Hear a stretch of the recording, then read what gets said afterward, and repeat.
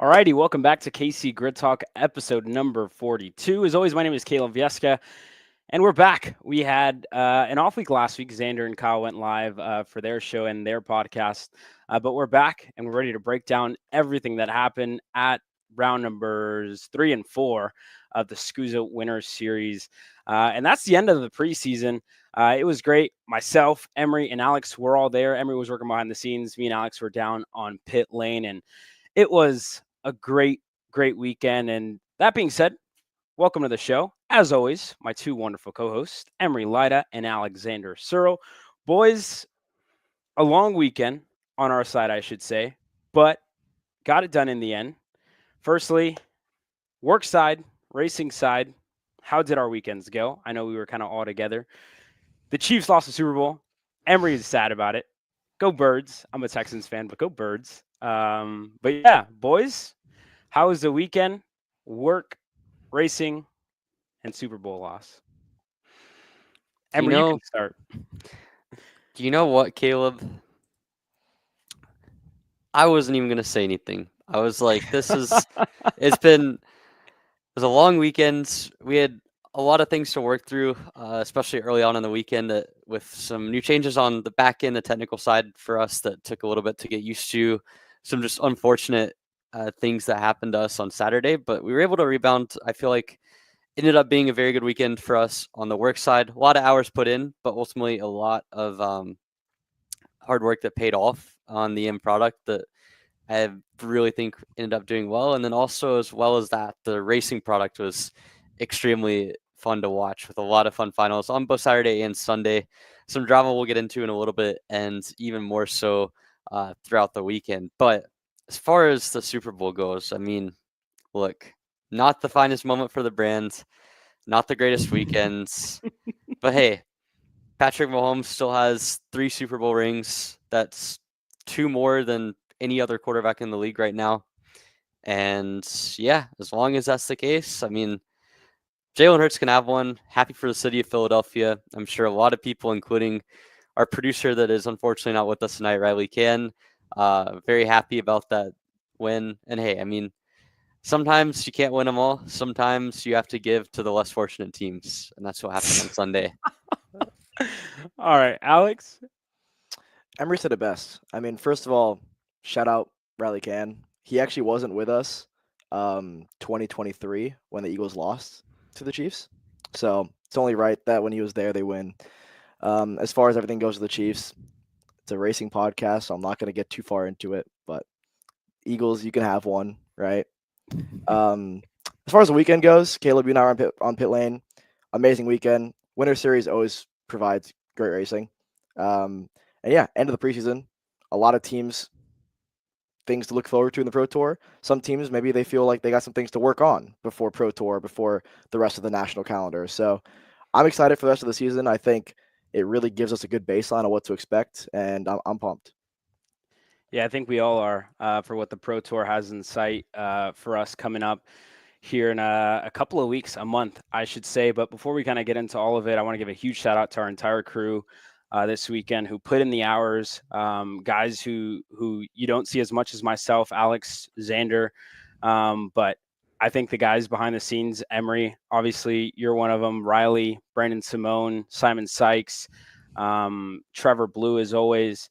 Xander was a huge part of the behind the scenes stuff to just improve our product as a whole. And a huge shout out to all those guys working overtime and putting in the hours to get it done. And they deserve a round of applause for all their work. Can't forget the camera guys.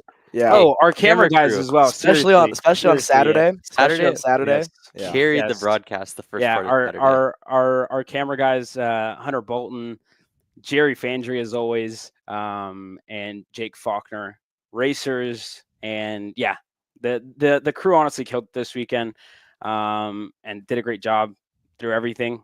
A huge shout out to our entire crew. That being said, racing was great. It was interesting. We're gonna get into all that at the end of the show, whenever we kind of break down. But first, some news coming out of the National Karting Paddock. Teams are starting to announce their teams. So that being said, we're going to head straight into setting the grid. And just this week, Catalyst Driver Development announces their 2025 driver lineup. Sydney Castles and Remo Ruscetti are your X30 Pro drivers for Ital Kart Catalyst Driver Development. And a 3-driver shifter lineup, one which I was not expecting, Talon Yockel on the Ital Kart for the reigning Supernats champions. Boys, initial thoughts? I think the coolest part of it all is actually Ray Maruchetti running X30 Pro. That's going to be the coolest one because he's a guy that's really made a name for himself recently in shifter. So to go to the Pro X30 side of things is going to be cool. And then you mentioned it, right? When I saw this post, I was most taken aback by Talon Yockel because I didn't really know if Yockel was going to stay privateer, if he was going to join a team. Answered it right here, Catalyst Drive Development. So what better team to join than the guys that just won Supernats? Correct. Emery? Absolutely. I mean, what Alex said, it's a bit surprising to see Yockel jump on board a Catalyst. Would not have guessed that in my silly season predictions, but I mean, you're talking about a talented driver lineup. You've got Mario Gill back on the shifter side.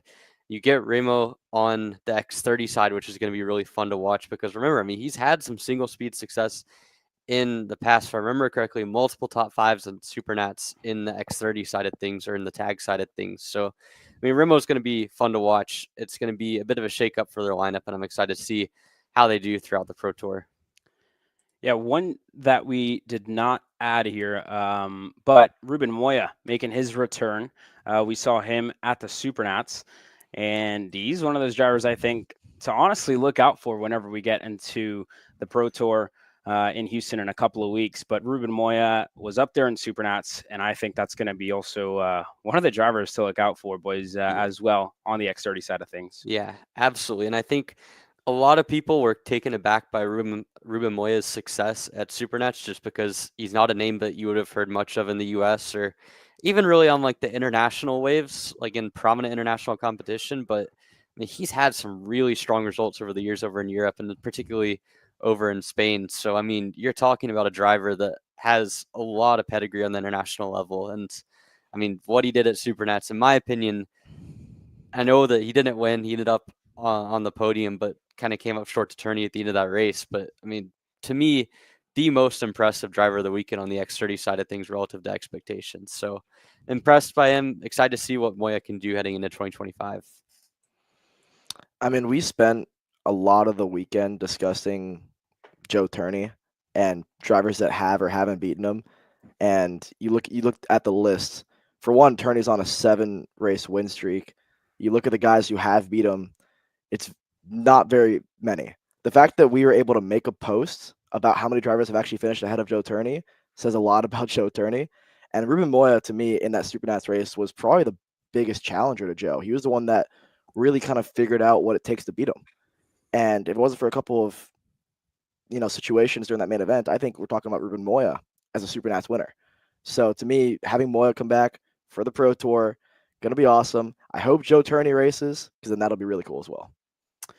Yeah, spoke to Joe a little bit. Doesn't know when his race, I guess, back in the States is going to be. He has a busy European schedule. But there's a lot more to get into here as well.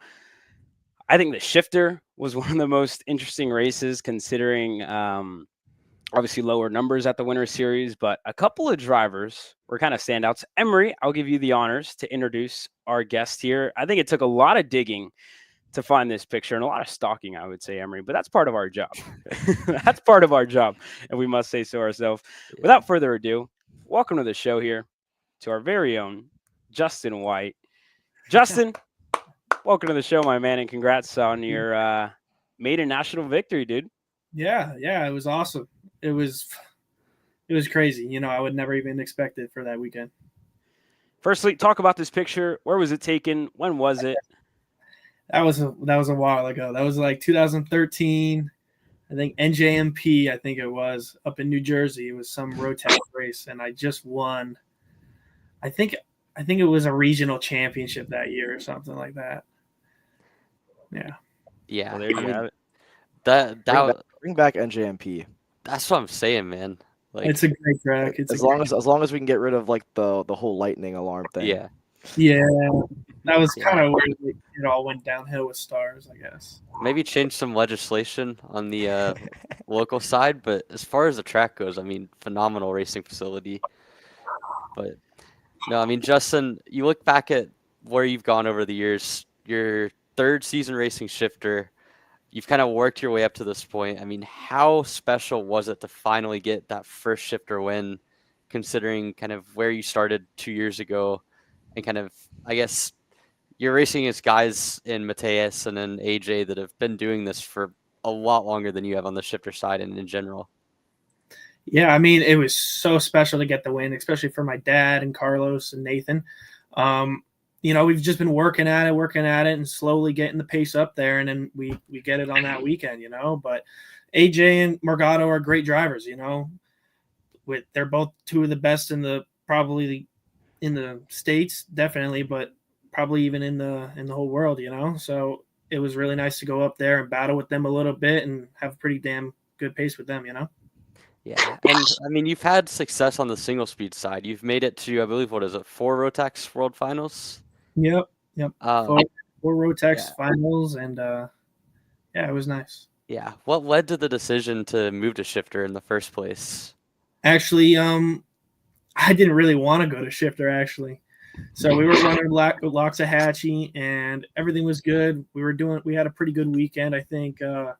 In single speed, we were up in the top 5 quite a bit for the Rock weekend, and then I got an opportunity from the Magic guys, actually, and I took it up. I ran Florida with them, and then I just liked shifter after then, and then I just kept running. What do you think led to like your ability to adapt to it so fast? Well, I don't know. I mean, just as a driver, just in general, you learn how to adapt just to anything that you're driving. So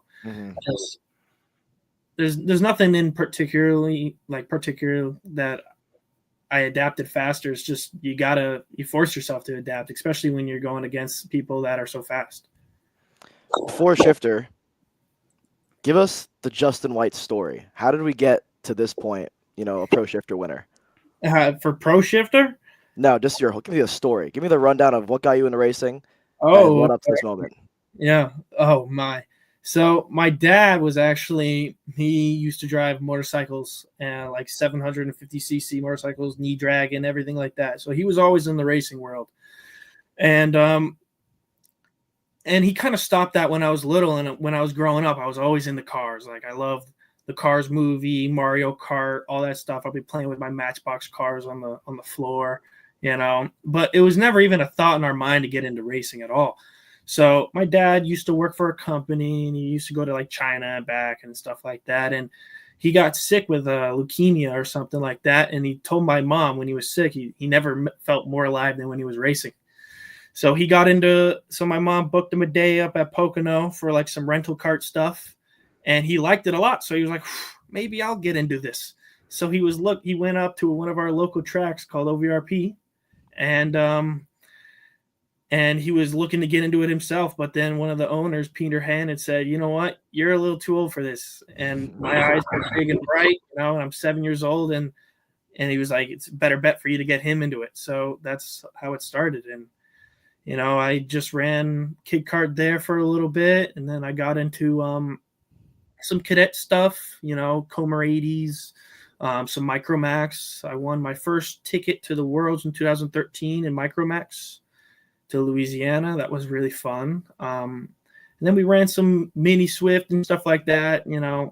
It's a lot of a lot of regional races, like F Series and some other stuff. We collected some Northeastern championships and stuff. Just kept getting better and better. And then I stopped doing mini, and then I got up into junior. Junior, I was doing okay. I started driving factory supported with a little bit of comp kart stuff. I got another ticket in 2018 to the finals, and we just kept doing a lot of Northeastern racing, a lot of regional stuff. And I didn't really get I don't really feel like I found a lot of my pace until I started getting the senior. And once we got into senior, it was just I don't know. I guess it was like a little bit of an age thing. Like I started understanding a little better about how everything like works and how I can get the time, And we got another 2 Rotex Grand Final stuff there, and then we were just running a bunch of the national events with me and my dad and Cartworks and everything, and we would always be just right there, but not enough, And always had a lot of speed. And then we got into shifter and all that gig, and we kept finding a little bit of pace, a little more pace, and we know a lot of connections, and yeah, I'm just here. Talk about that transition, right? Because I know you spent a lot of time doing kind of X30 and all that single speed stuff. Talk about the transition into the shifter side of things and how long it took you to fully understand shifter and the front brakes and the different lines in shifter. Well, it took quite a bit, I'll be honest. I mean, my first couple of weekends, I was not used to the front brakes at all. I would keep locking up the fronts, blowing by the apexes. And there's a lot of very unique things that you got to do in shifter to be very fast. So a lot of it is just seat time. Just got to keep putting the seat time in, and you just slowly getting better at the braking, the downshifts, under braking, keeping the RPMs up. And then not just that, but the physical side of things. I remember my first shifter race, I was like, I was so tired that whole race, like by lap 5 or something. It was a Pro Tour race, or no, it was a USPKS. It was 25 laps, and by lap 5, I was already done. So it was crazy, but just over time, you just start getting used to it, and not just that, but like the setup and shifter is very different to single speed. You're looking for very specific things to get fast and faster and faster and get that time down, Yeah, you also talked about the physicality of things. Whenever you started shifter, I must say, you were a lot, I would say, smaller than what you are now. You're a pretty muscular guy. When did you decide to kind of get into the gym and like, you know what, like I'm gonna build up my body? One, we talked before the show and you said because you liked it, but 2, like how much easier was it whenever you put that muscle on to I guess help you muscle a go-kart around a go-kart track?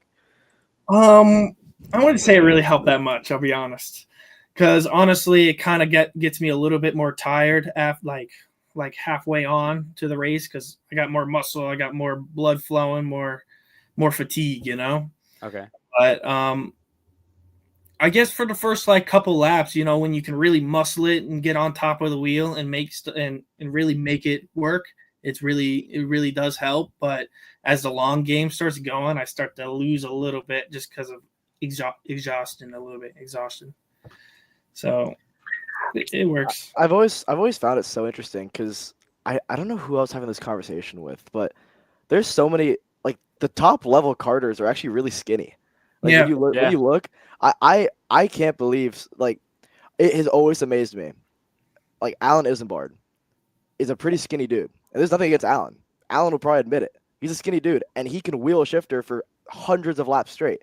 Because at the end of the day, to me, and I think Justin can attest to this, there's such a thing as karting shape, right? Because it's less using your arms itself and more just being in shape and able to hold up your body. And so that's what impresses me with actually Danny Formal, because he's a bigger dude and he's able to muscle around a go-kart. I think he's a little bit of an exception, right? But most drivers that you look at and it's like, how are they surviving? And they're usually they're skinny, but because they lap day after day after day, they're in karting shape. Yeah, 100%.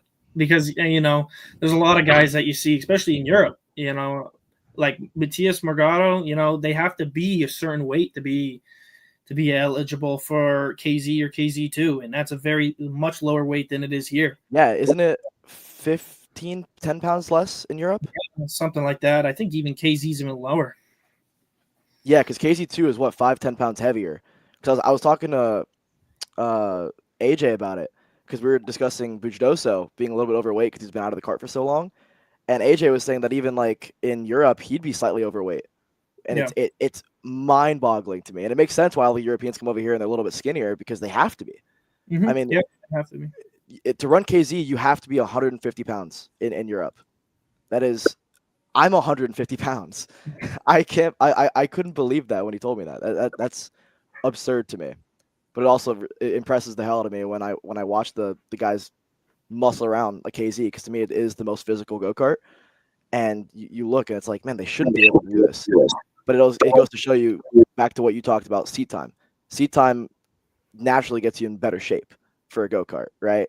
Not to say that gym doesn't matter, because the gym is super important, but I think it's less about building muscle and more about just building the stamina.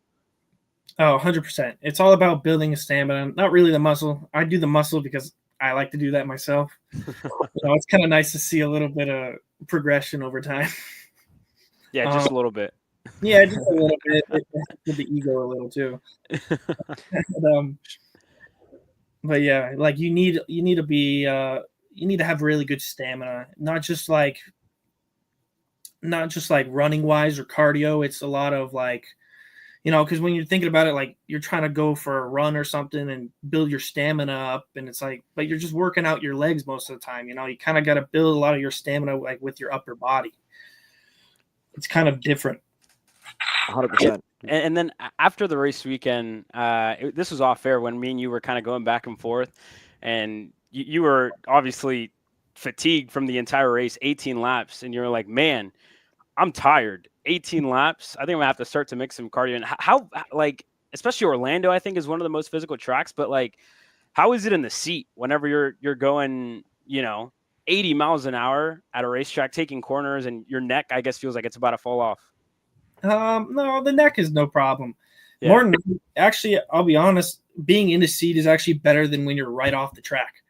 Because when you're right off the track, you don't have the wind in your face or anything like that. You're just sitting there in the hot, humid air in Florida, and your body heat is just so hot, And the adrenaline comes down. It's a Yeah. It's a Florida race thing more than anything too, because the humidity down there is insane. Well, I think different than like Orlando, because I think the like curbs, I think that's probably really physical on the body. But to me, like the track that's always killed me is Homestead. Like whenever we go to Homestead, to me that's the one track where I can imagine. I mean, maybe you can attest to this. The fast 90s. That's what to me gets the neck. Yeah, I mean, it does get the neck a little when you're on the fast 90s at Homestead. I feel like the hardest part of Homestead is when you're on the curbs and you have the whole cart over the curb and you're having to turn the wheel to enter the, like, let's just say, depending on which way you're doing it. Like, let's just say if you're doing it backwards, the last turn, you turn the whole cart when you're on top of the curb and you don't even really know when it's going to bite. So it's like you're on it, you turn, it waits, and then it bites. And it's always just like a little hard because you kind of muscle it a little bit more than you have to like a normal corner.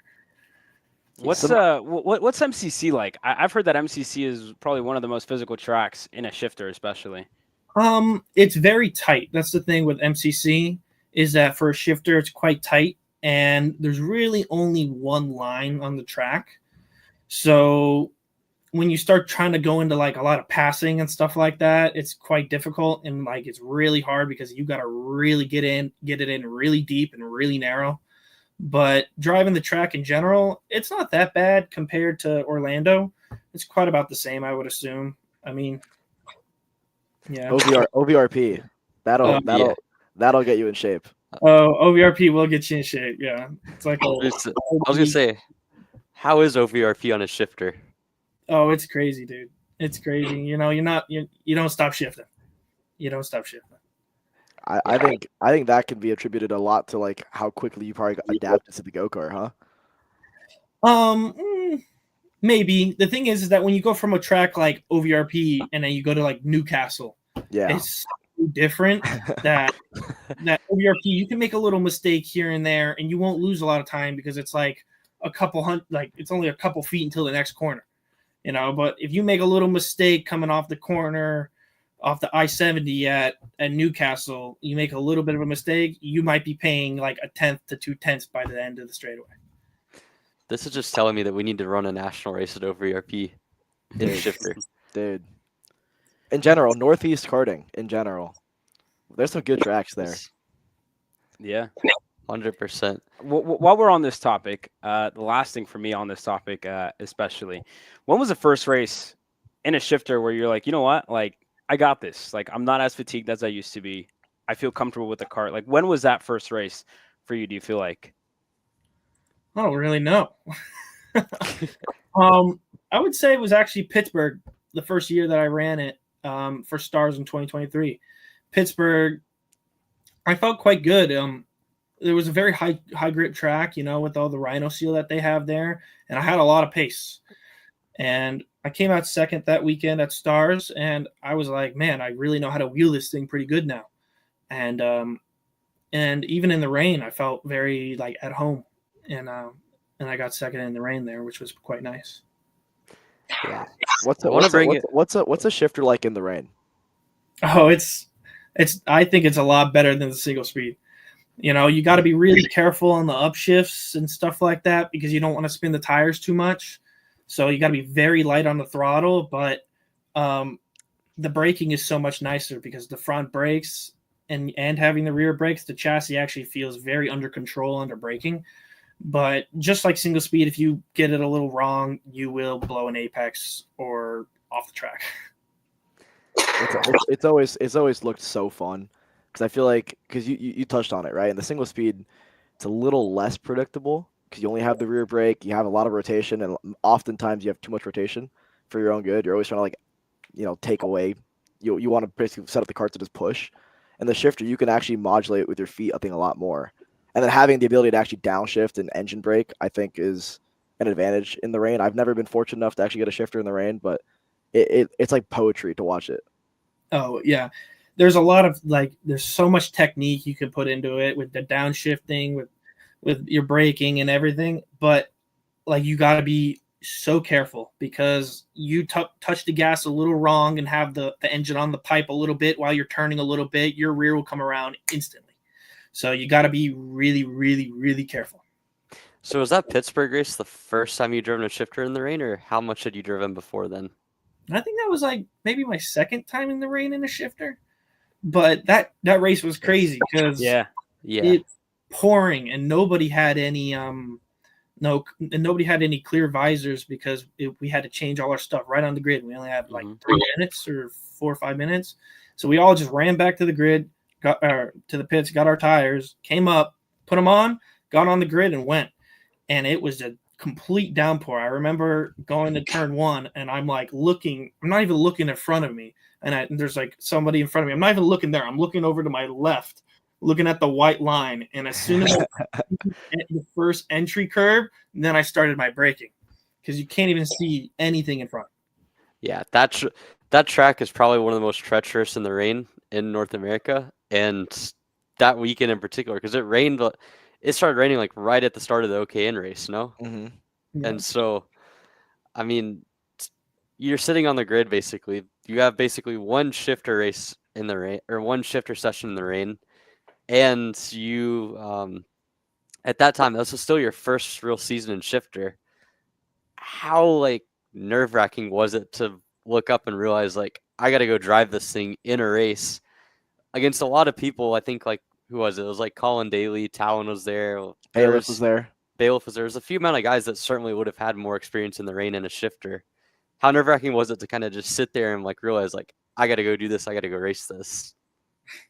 Well, it wasn't really nerve-wracking. I mean, when you're in the moment like that, you're I got to do what I got to do, you know? So, and I've driven enough times in single speed in the rain as well that I'm you never know what you're going to do or what's going to happen until you go out for that first lap, first corner, and you feel the track, So you just go from there and you just keep taking baby steps to build the pace up. And then once you find it, then you just got to keep replicating it,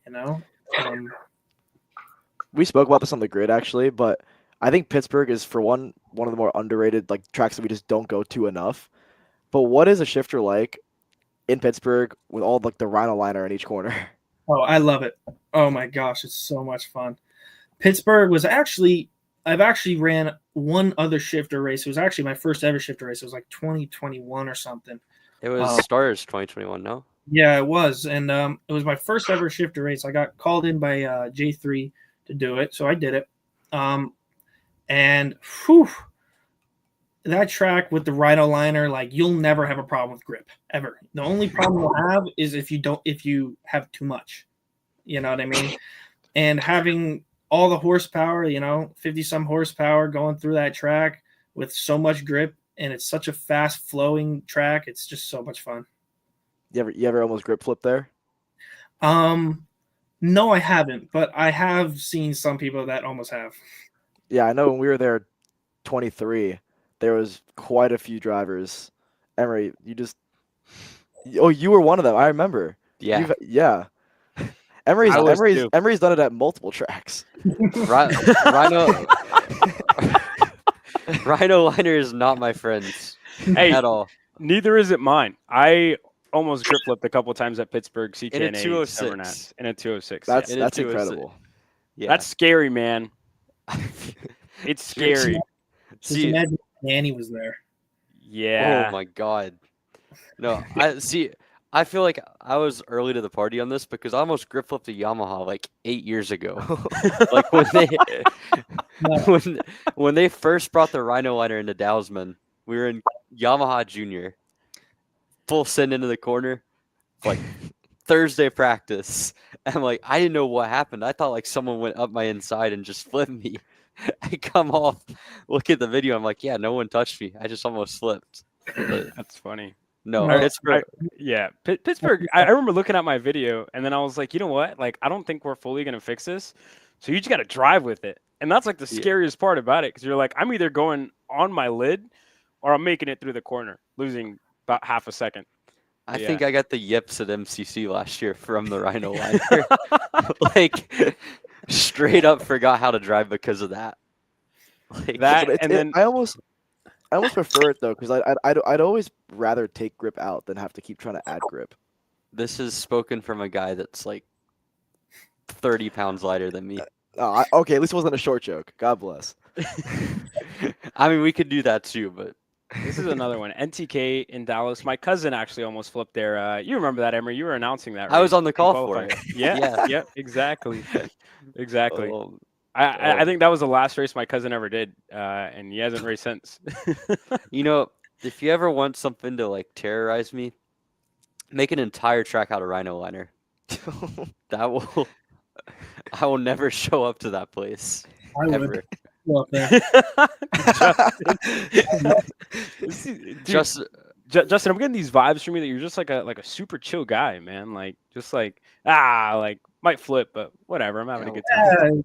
I've had quite a bit of flips in my time, so it is what it is. What to you was kind of the gnarliest one that you had? Oh, I think you already know. At Newcastle, I think what is it, 23 or something? Ooh, Yeah. Yeah. That was a quite good one. that That was was more of a spectacle. It looked worse than it really was. That was what I'm gonna say it. But Was that the one with Annie? yeah. Okay. But I don't really get it. I'm like, I've flipped a lot in my career, and I don't even get it. I'm not doing anything wrong. it just happens, man. I'm just in the wrong Wow. place at the wrong time. Well, I 'cause, get dude, in karting, it often happens so fast. Oh yeah, You, and you, a lot you of don't times, you don't even realize. it's not even for something that you did. It's something that happens in front of you, that some kind of collision, you try to like avoid it, and then something happens. That 'Cause it's was, like it's really hard to do, but at the same time, it's really easy to do. Because like you said, usually it happens because somebody spun and you thought you could avoid them, and your rear tire hits them, and before you realize it, you are on your lid. Or I mean, my most recent one was just like that. It was like, we're in practice. There's three of us going down a line on a straightaway, just chilling because we were just passing someone. And we were all just kind of bumper to bumper, just kind of like, okay, all of our laps are kind of screwed. We're just kind of all chilling. And then one guy breaks in front, like the guy in the lead, just breaks like halfway in the straight. And the guy that I'm behind hits into him, and then I hit into him, and then I go up. It's like it happens so fast, and it was just so like random that like that's why it's so weird that it happens sometimes. Just I don't know. it's so I saw this comment, but Flipping is probably the craziest feeling ever. I remember when I landed, or when I was up in the air, like everything froze, and all I could see was the asphalt, and I was like, dude, this is not good. But the adrenaline rush from the whole thing is like crazy. Whenever I guess rolled onto the grass, like I was out of breath, like because I got the wind knocked out of me. So I was sitting there like like trying to catch my breath. But then when it was all over and I was on the like golf cart back into the pits, I had a smile on my face because I was like, dude, like that was pretty badass. Like it was honest. Like the adrenaline is just like it's unmatched. I don't think I've ever felt adrenaline like that ever. And it's just like, I don't know. And then like a week later, you're like back in a go-kart. The next session, you're like back in a go-kart because of how I don't get it. Racers are crazy people, but I love it. It is so like the adrenaline after you flip is like unworldly. Like you flip, and every time I flip, it's like just hold on as tightly as you can and just hope for the best. That's all it is. And you flip, you grind your head or whatever, and then when you get up, every time I look at my cart, I'm like, can I still drive this thing? And then if I can, I flip it back over, do whatever I can, I get back in. Yeah. There were what? There was 3 gnarly ones actually this weekend. Yeah. Yeah. So first of all, shout out go-karting for being safer and that everyone was able to actually still compete after those flips, because it is not something to actually joke about. But because people more often than not like are able to like walk out, it is, like you said, the adrenaline I think also helps a lot with that. Unfortunately for ZCD, he scraped up pretty badly his Indy 500 helmet. But yeah, I think Henry Lepard had one of the craziest ones that I've seen in a while with how fast it happened. And then I wasn't there, but you were there, Caleb, for Burnett's, right? Yeah, that one was, man. I think Jensen posted about it actually. Yeah, it's just I really think the craziest one I've seen is Dutch Westbrook in micro. I don't know if it was last year at Trackhouse. He flipped, turns the cart over, gets back in it and drives like crazy. Like I was just like what is like going on? And he's Captain America, man. Yeah.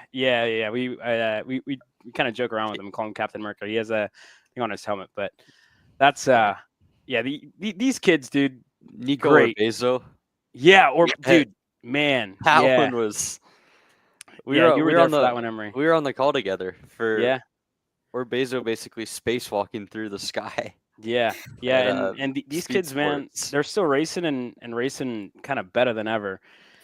Back on track here. Justin Marinello, when did that deal come through? And how excited were you to kind of take up that new project? So it started right before like 2023 Supernats. It started right before then, and I was super ecstatic because I always knew Carlos for a lot of my racing career because he's an up north boy in New Jersey. And I was still kind of new to the shifter game when they kind of brought me on, you know what I mean? So I was kind of more of like, I showed a lot of potential for the little bit of races that I did do that year. And, they're starting to help me out and I just keep progressing, and I was super excited, super grateful because Nathan and Carlos are great people. And I just love for how much I just love that they help me out, And in 2024, I think was one of the years where you guys were kind of up and down, good results here, and then have a weekend of maybe a DNF or something. How hard was 2024 for you guys kind of as a team? And I know Vincenzo had a couple of struggles as well. And looking back to last weekend where both of you guys are on the podium, like how talking about the process, in 2024 to the start of 2025.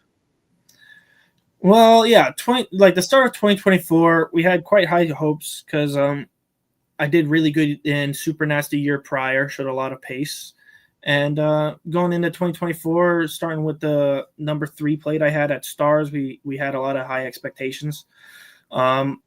and then starting off the season of 2024 with a 5th place at Charlotte with a lot of pace that weekend was quite nice. But as the season kind of got on, we were kind of losing a little bit of our form, just a little here and there.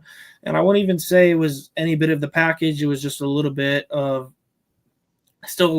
inexperience, not just in driving, but just in certain situations overall through the weekend, But we had a lot of good showings here and there, and then we had some struggling weekends, And all we're doing is we're just trying to make sure that we compound those good results, and try to learn from what we did right and wrong, and then just keep getting faster, And then now that we're coming up to 2025, we're trying some stuff here and there, axles, different front end setups, seats, this, that. We're getting it dialed in for not just the chassis, but just me and Vinny's driving styles, Yeah. Now that you have that, sorry, Emery, now that you have that kind of monkey off your back of getting that win, how do you approach the rest of the 2025 season? I'll be honest, it started for the next day. I was like, I expect nothing less than me to be first. There you go. That's not even that. It's just I showed a lot of pace during the final as well on the first couple laps, pulling out purple laps, pulling a little bit of a gap, but around lap 9, 10, 11, then they started catching me quite hard, and then I kind of lost the pace more towards the end. All we're looking for is just maybe just a little bit, that 10th and a half per lap, and we get that, then we're going to be up there all the time. What do you think separates you guys from the likes of, I'd say mainly Burrell on like the long run pace? Well, if you notice, Morgado doesn't look super. He's usually very slow to build up. If you've never noticed that, like at the beginning, he's kind of mellow, but at like mid to late, he really ramps up and gets real fast. I don't know if that's more of a tire pressure game or just maybe as the session goes on, he starts to dial in his driving a little better, or maybe he's just the chassis doesn't feel like it leaves him as much from like halfway to the later end. But it's all it is. It's just trying to overall just get your pace there a little bit better, and by the time that you'll be later in that race at that moment, you'll be faster. I don't think. Yeah. Sorry. I was going to say, how much do you think you've learned from working with someone like Vincenzo as a teammate over the last year or two, given how much experience he has on the shifter side of things and kind of how long he and his dad have been going at it? Vincenzo's an awesome guy.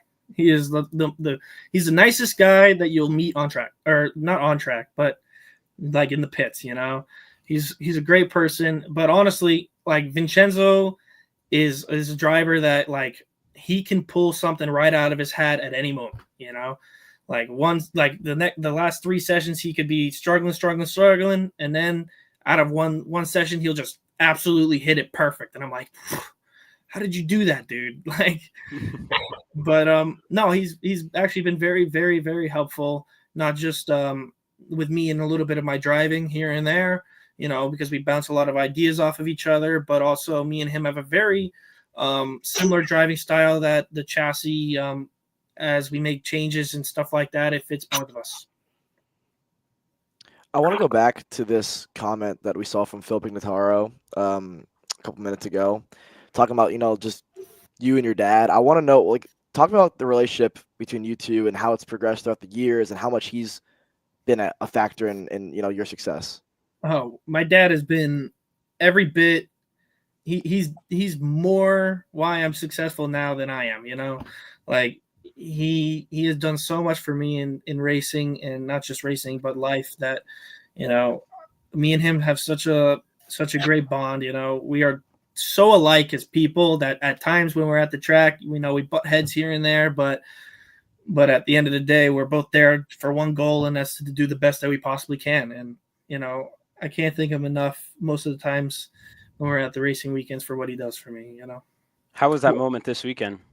Oh, it was awesome. It was funny because, we hugged and everything, but it was like stressful right after the race, because then we're gonna have to worry about tech and stuff like that. And my dad's not like, he's all worried because he's like, so it was funny because when he's getting like the engine off and stuff like that, he's like taking a little extra long because he's like messing up, like he can't get the chain off. Yeah. But definitely afterwards, it was like I said in our first interview, it was like a weight off off my chest. And I think it was kind of the same for him, because we've been working at it for so long, and we don't get the results that we want at times. And then these past couple weekends, we were on fire. We just got to make sure that we keep going. It makes it all worth it, right? Oh, 100%. It makes everything worth it. Like you don't even think about how many hours you put in beforehand once you get that win or once you have a really good result. Well, Justin, we're kind of getting to the end of our segment here with you, but you got that first win. Fans, I think this weekend, Justin White, you probably gained a lot of fans this week. Why should fans root for you? I don't know, dude. I'm like, I don't know. I mind my own business when I'm at the track. I'm not like I want to be friends with everybody. I'm just there doing my thing, So I don't know. I'm just a humble guy that just wants to do his best out there on track and possibly provide a pretty good show for you guys. Just a chill guy, man. Just a chill guy. Well, Chill guy. As we get to the end here, where can people find you on social media? What do you got coming up? What's your year looking like? So we're gonna be going to Pro Tour, starting off with that. We're gonna do the Stars races and stuff like that. And I'm gonna be working with my dad in Kartworks, for a lot of the Northeastern stuff like NKC and other club races around OVRP. But you can find me at Justin White Racing on Facebook and Instagram. And yeah, that's where I'm at. There you have it. Hey, Justin White, national race winner, all around chill guy, great guy. Justin, thank you very much for coming on. It's been a great time, and I'm sure we'll be talking to you a lot more often. Hopefully. A lot more often in the future. Well, for those of you at home, there you guys have it from Justin White. Justin, thank you very much for coming on the show tonight. Thank you. I appreciate it. Thank you, Justin. Thank you. There you guys have it from Justin White. All around chill guy, honestly. Great guy. And We need to make the graphic now. Chill guy. Just a All chill around guy. chill guy. Hands in the pockets, just a chill guy. But that being said, we hit our first commercial break of the night. When we come back on the other side of our ad block, Frankie Mossman is going to be on the show, but we'll be right back after this quick commercial break.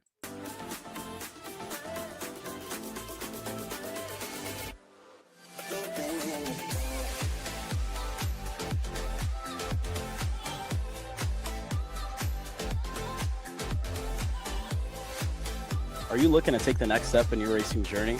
Well, look no further than PitFit. With 2 locations in Charlotte, North Carolina, and Indianapolis, Indiana, PitFit trains drivers all the way from grassroots level karting to IndyCar and NASCAR, with top-of-the-line personalized coaching to improve physical and cognitive fitness. For more information on programs, check out PitFit on Instagram or Facebook today. DPK Americas is bridging the gap between the U.S. and the 2-time world champion DPK Orlando Kart factory team in Europe.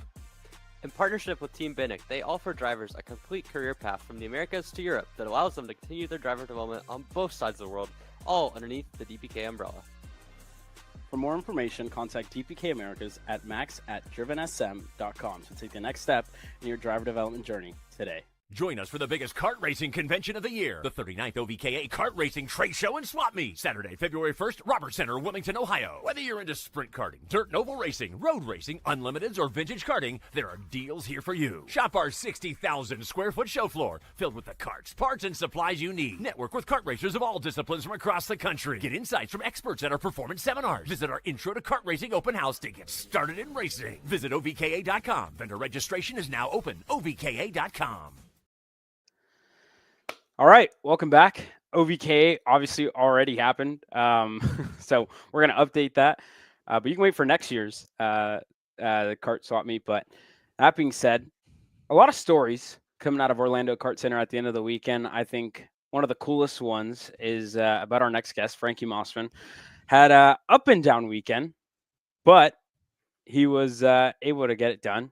I know Paul is very excited. A lot of other guys probably are pretty excited about Frankie to come on here tonight. That being said, Emery, I'll give you the honors here. After a lot of digging, Emery found Not as much this time. not This as was much. This one was a simple, quick little EKN search because I remembered that Frankie Mossman is the only driver in the U.S. karting paddock to have a Chinese national championship. Bang. That's a terrible photo. I hate that one. And it's my dad's phone wallpaper too. Has been for 5 years. Oh man! So like, how does that even happen, man? Like, Uh, what's the story behind it? Well, that was probably my first like ever paid for like travel race and just in general, away from California. And that one was it was definitely very different for me. I don't want to say that the Asian drivers are a little bit of a step below, but I'm not going to say that they're all the Ryan Norbergs and Joe Turney's out there. So it was a bit of an easier one, but the payout was good. So I was really happy about that. But some guys from back home, when I won a club championship, were like sent me and a senior driver out there, and we actually did quite good. Me and Wareheim, he was my mechanic for that one, and that was our first of 2 wins together. So we went 2 out of 2 with him, and probably the span of like 3 months. So that was pretty cool. And then you went there like right before COVID, right? It was like, Well, the ongoing joke was that I brought it back to Supernuts. Like I was the patient zero, and that was a really bad one. Nobody really wanted to be around me that week. I was pretty sick, but nobody had a clue what it was. So I'm really surprised that this has been the first conversation we're having on here tonight. But but that was a story I haven't gotten into in a long time. oh man. Hey, what a start! What a start! Yeah, to no, that is Frankie's good. segment. I'm gonna give Emery props for finding that one. That Hey. was not what I was expecting. hey, shout out Emery. You're obviously in NOLA right now. Yeah, Talk about yeah. the turnaround. We got John Costello back over here, Mr. Costello. I'm staying with them this week. Dad stayed home, and yeah, so we're back in the cars finally after probably 6 months. My last time was at IMS, and I've just been staying in the karts to kind of stay in shape. But same time, they're different. Everyone says that they transition pretty well, but I found out today that had to knock a bit of the rust off. Didn't have any spins. Nothing went wrong. No walls were found. No grass was touched. So can't really say that it was a bad day. All we did was get better. So Nice. So talk about your weekend this past weekend. Obviously, swept the opening rounds. this one was, this one was harder for sure. Yeah. I came into the weekend thinking it was going to be easy, but I swear the whole weekend, same layout and everything, the whole track was completely different, 30 degrees hotter, way more humid and everything else. I can't say that it was the same race entirely. A lot of people were upset that we did the same layout. And I was really happy because obviously like we had really good speed at the first one. And when we showed up on Wednesday, Thursday, Friday, and I was off, I was coming off track being like, where are we right now? And so coming in, I think we were probably P8 in happy hour. Made some changes Friday night, got better, qualified pretty well. Did quite all right in the pre-final before I caught some good air, and just kind of sat around in top 5 for the final, and just couldn't really do much more than that. So we took some big swings on Saturday night, and then went out and dominated the next day. Yeah, and you had an injury, I believe, this weekend. I don't know if it was Saturday or Sunday. Talk a little bit about that and how it was kind of driving the final like that. Yeah, when me and Sebastian got into it in the pre-final, it was one of my worst kind of hits together. I know the comments are funny. And so my leg, my knee got cut open, and then the underside of my calf was a bit destroyed. And so, the medics were really good. They helped me out a lot. But coming across the line, I legit just stayed on the gas pedal and had no feeling in my left leg just to try to at least limp it across into the pre-final to get a good starting spot for the final. Because, I knew the championship wasn't over then. And I just had to at least give myself a chance not starting 44th. Yeah. And then that race, it was like you were slowly kind of chipping away at it, but you were by far the fastest guy on the racetrack. What moment during that race were you like, I can go out there and win this championship and win this whole race as a whole? Because you started pretty far back in that one. Yeah, no, I've done it a few times from back there, and especially, the Orlando experience of struggling, like coming through. I had one time in 2023 in KA that I went 10th to first in one lap. And so I knew that it was possible. I knew it wasn't going to be that big of a deal. The biggest problem is that I saw Blake get away super early. It's such a big lead and everything else. And I thought it was done then and there. And then eventually, probably like 4 or 5 laps in, I saw Jensen start to inch his way forward. I saw Caden let me by, which was something that really surprised me. And so I knew my momentum was good. And all we did was just go down and chase him. And the kart was just insane. From probably lap 9 or 10, I knew that it was by far, like, it just didn't even seem that it was in the same class. And so that contact you had coming out of the hairpin when you finally got to Blake, how much of a heart wrencher was that?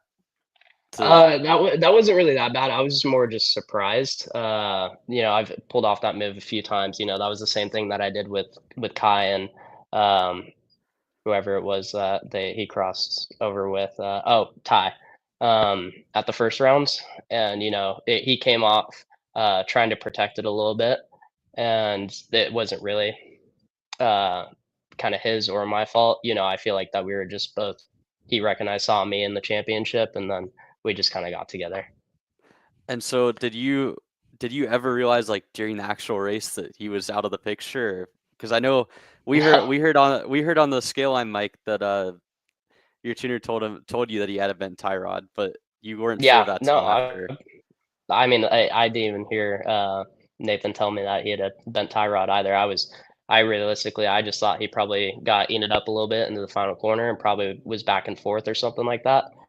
But the biggest worry to me was Jensen, because we both were pretty similar pace coming at Blake and everything, so I knew he was going to be my biggest fight on those last laps. But still, at the same time, it was just kind of a repeat of the same situation that I got myself into in the first weekend, and so I knew how to control it. And we ended up crossing the line in the same position. You're naturally like a pretty animated dude, but I don't think I've ever seen you that pumped during a race. What was it like to walk it off with a win? Yeah, I was probably a bit less animated than I would have been coming from 18th. I was on a lot of Advil, and when I say a lot, I couldn't really step into the cart that well, and so it all caught up to me a bit more in the scale line.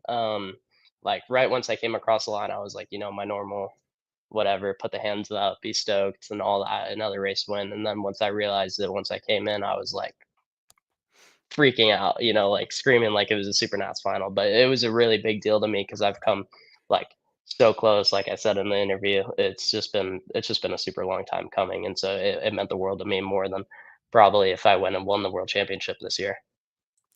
What work went on? We know, kind of the story, but what work has gone on over the years to get to a point where you're a national champ? Because for a guy of your caliber, it should have happened a lot sooner.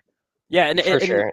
To add a little bit to that, you've, I think, had some bad luck, especially at Orlando. And I said it in the interview we had on air. You lost a ticket to Sarno last year. Yeah. So like Alex said, talk about that journey and how fulfilling was it finally able to get it done? Yeah, it was definitely fulfilling. I had a lot of doubts just in myself, especially first moving up into senior. We had a really strong debut at Super Nats right once I came into the class. And then after that, it was like I was always up there, but just couldn't really close or get it done. No, you're not good, Michael.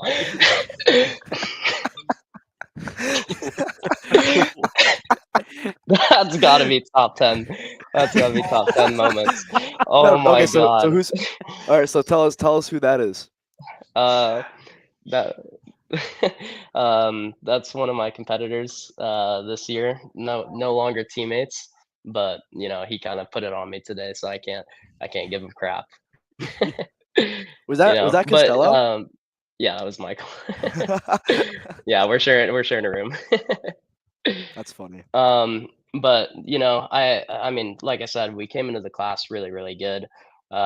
Realistically, like I expected a lot more in 2023. But I would come close and come close, but my aggressiveness was just too above the bar, and I would have probably 10 people come up to me after a race, no matter it was other drivers being mad or my team owner being like, "What was this?" or "What was that?"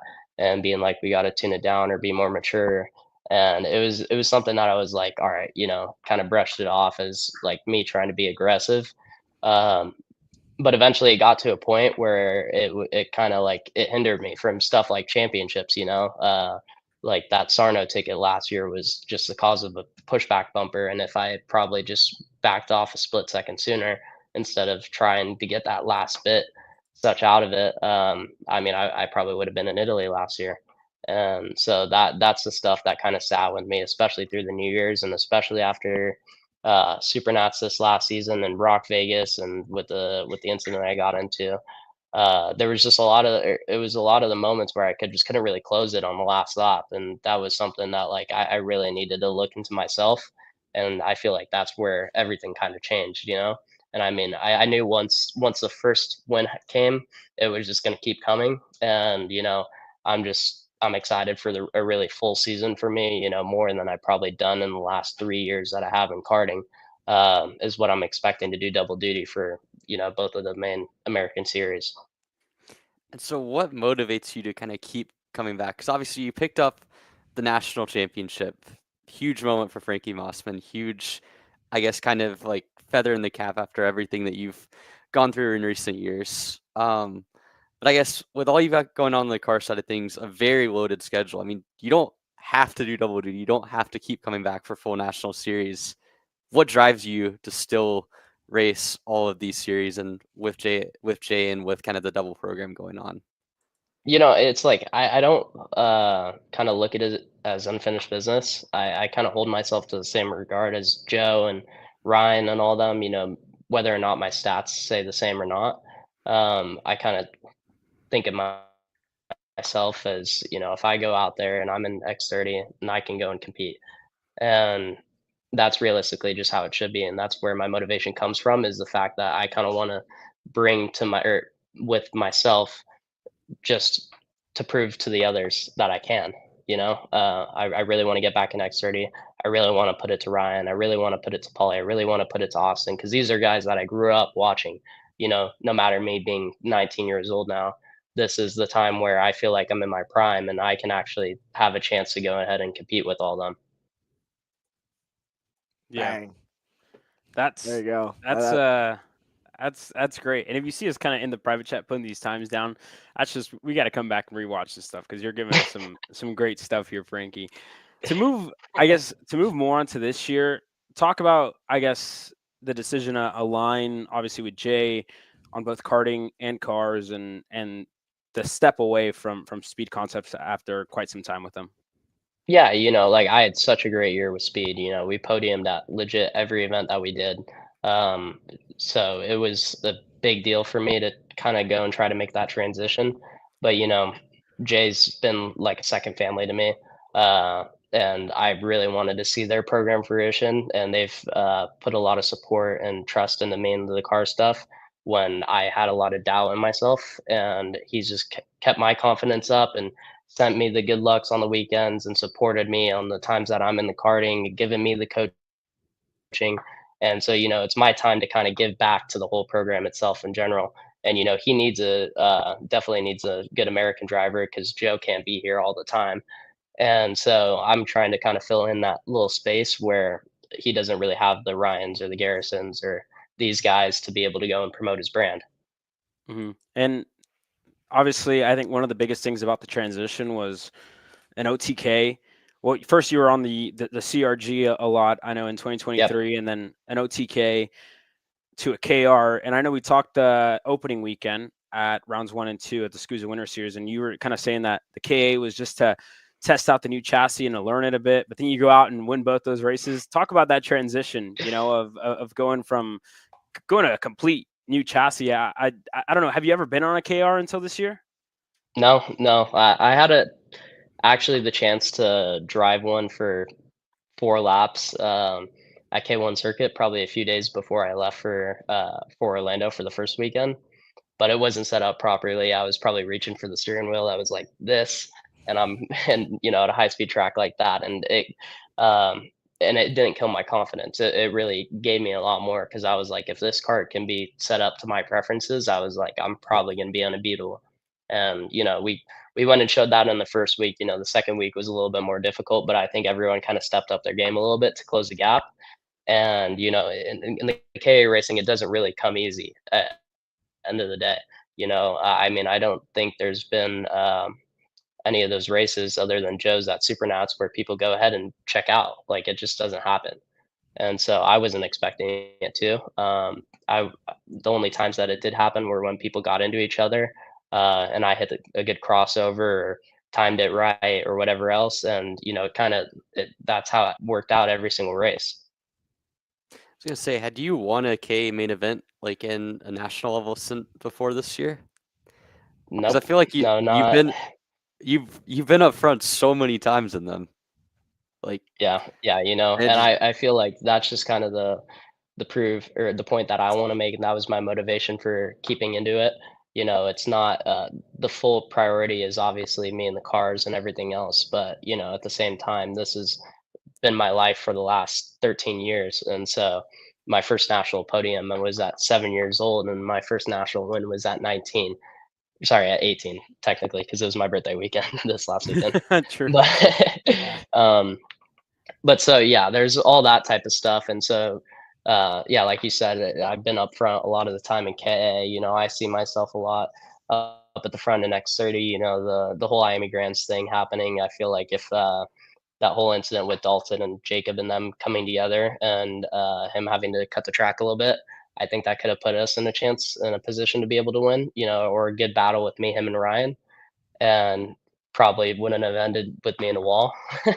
But it was another one of those instances where I was just trying to get too much out of it, where I probably could have settled for second. And that's why those races you'd always see me up front and just never with the win was I just always try to get more out of it. And it was just unnecessary. So you think that's the biggest difference between why you've now won multiple nationals in one weekend versus For sure. previously, where maybe if the race ended 2 laps sooner, you were the winner? Yeah, I think so. Yeah.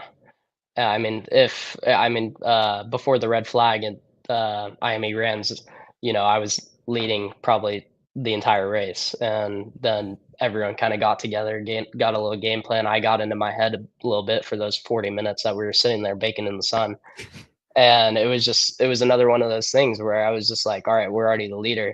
And my expectation was to just go ahead and lead that entire race. And all it did was end up with me going backwards and backwards and backwards. And so, we still ended up with fifth, but at the end of the day, for qualifying pole there and all that stuff, and for the pace we had in X30, for where my head's at now, I feel like I could easily won that race if I just played it out properly. How much have you learned about the sport over the years, of like how much of it is a mental game versus actually how good you are? Because I feel like a lot of the top drivers that we talk about that continue to win, they're really good at understanding like when it's their time to shine in the race and when the race needs to come to them. 100%. I feel like somebody that showed that a lot to me this weekend was Caden. I've never had anybody point me by, like probably in my entire career. And he did and worked with me to go forward. And that's just another stepping stone for myself to be able to take in and be like, all right, it's lap 4, look behind me, understand the gap, and see what the long-term goal is. Am I quick enough to go catch the leaders? And those are the top drivers. Those are the reason that you see Caden, Joe, and Ryan, and all those guys. They're consistently up there. Like, Yeah. Yeah. And so do you see IME Grands as kind of like a turning point for you mentally? Like, was that, I guess, experience? That was a part of it. I feel like Supernats was the biggest for me. We had definitely the package to beat in KA, and still Joe ended up walking away with it just because I got a little bit hot headed and got into it with race. Um, so it was, I mean, I saw him get into poly and I got, we're all friends and I'm social, I'm very social with everyone at the track, and Poly's been a bit of a mentor to me when I was with MDR. And so it got into me and him getting into a heated battle, and that's the type of stuff that like I don't see the top guys like Joe and Ryan. They don't get into stuff like that. They don't, their body language in their head, it's never like paying attention to being like, okay, you hit this guy off or pushed me off here. Now I'm gonna throw a dive bomb from 10 carts back into you.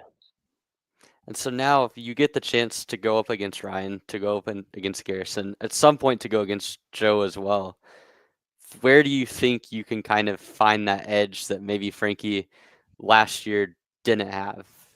I think I've had the pace. I just haven't had the mentality, and I definitely needed the first win under my belt to kind of bring myself the confidence to be around them consistently.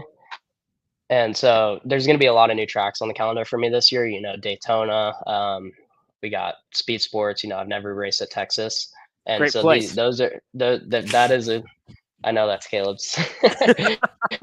and so those are going to be the biggest hurdles for me this year, more than I think racing against those guys, because at the end of the day, I mean, I feel like I've put it to them more times than anybody else at the national level.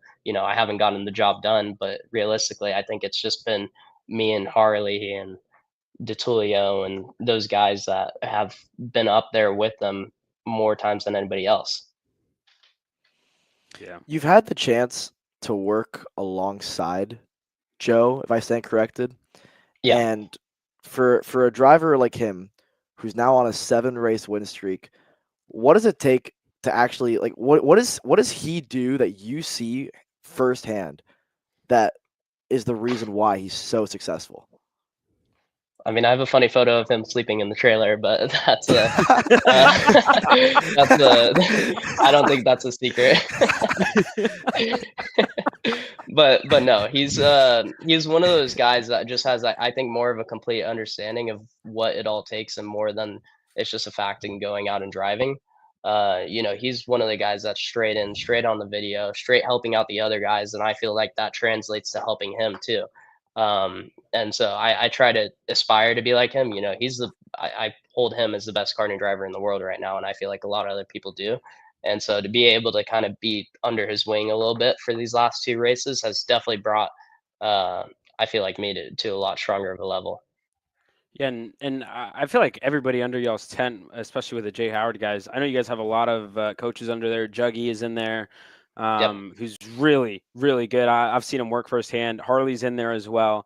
Do you have any do you talk to the younger kids at all? Like, how is kind of the environment in the tent for you guys? Yeah, it's really cool. I mean, obviously, I kind of try to stick to what I'm close to, which is the senior guys. But I've tried to help out working with Brody Stoffel, and watched a little bit of Marcelo's video, and those are 2 very, very naturally talented kids that I think are going to be really good up and comers. And you can't count out Hudson and William and all those guys. But that's more of kind of like Harley and Jonathan's kind of dimension. I try to stick to a little bit more of helping out the senior guys when I can, when my video works. um, and it's just translates a lot more for me, because when I go out and do it, it's a lot easier for me to say, you got to do this and that. And when they say they can't, it's kind of point proven when you're going out and doing it. Yeah, and you guys actually on the Saturday had a 1, 2, 3 in the micro class. Yep. And obviously great results all around. How is that? I know Jay wasn't there for that, but how is everybody under the tent? I guess you guys are off to a hot start. I think for a new team, new program. And speaking of Jay, he looks like visibly, like you can see that he has a lot on his plate, but you guys are doing a great job, I would say.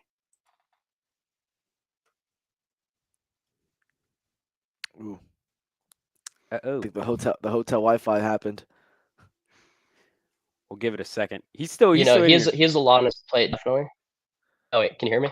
Yeah. There There you you go. go. You're Hello? back. Eventually. Yeah, good. Got you. Good. Okay.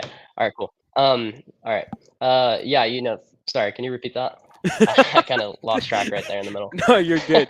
Yeah, I was just talking about, a triple podium for you guys, a 1, 2, 3 on the podium for the Jay Howard Driver Development boys in the micro class, and great results all around. I know it's a lot of work. I couldn't imagine what it's like for Jay to run a car team, a high level car team, and a high level karting team. How has it kind of been under the 10, and I guess to see the success for you guys so early on in the karting team's kind of rebirth? Yeah, it's been really different of an environment. We just added in the USF juniors a year before for the program, so that was a big transition. I feel like for the team adding in a large number of cars, and then all of a sudden you add in 23 go-karts under the tent uh, at a completely different track. So it's hard for Jay to be in two different places. Sorry, am I lagging, or can you guys hear me?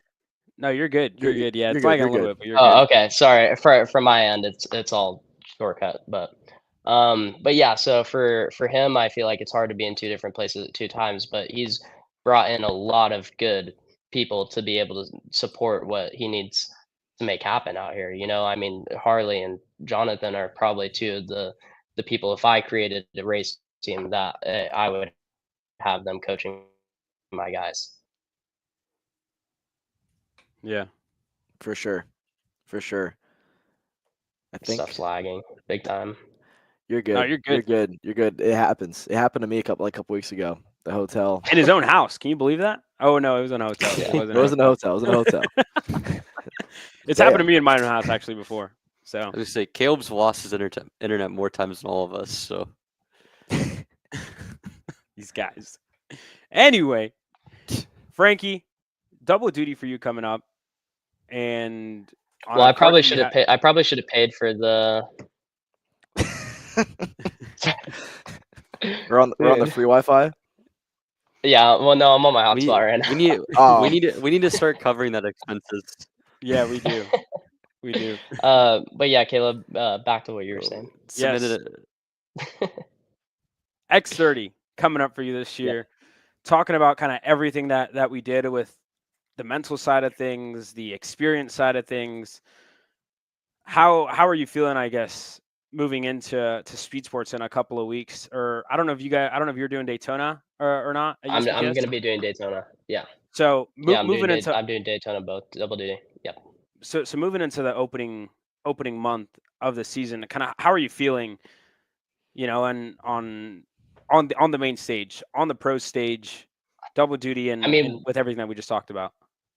watching Joe be able to do it, I'm gonna be probably at a similar stage to where his equipment was for speed sports. Use him for a baseline, use his data, use where he was with the cart. Maybe the tires are a little bit different, but Daytona's I feel like is going to be a little bit more of a challenge. But I feel like it's going to kind of be like that for everyone. I Ryan and Austin and all of them don't go drive there every week. So that's the biggest thing that I feel like is going to be more of an even playing field for all the top guys. I feel like, um, I think I adjust pretty well to these new tracks.